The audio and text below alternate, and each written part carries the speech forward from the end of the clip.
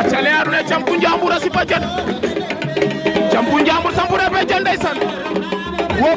pop le phénomène de njambur a ngi noonu ndeysaan campu njambur o xongo a sipa jan ka puwa les écarts reke dangoy le Foundiougne koni campu njambur o xongo bir fena serpent pop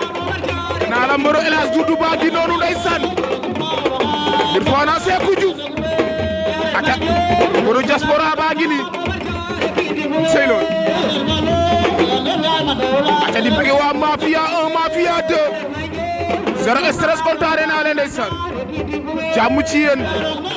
ata di bëgg waa café gi ndeysaan bu fa ca arrêt Asmalik di leen kontaane naa la phénomène a ngi ni waaw noonu la demee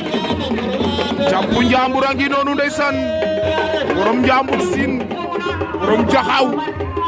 sey loolu waaw noonu la demee campu njambur a ngi noonu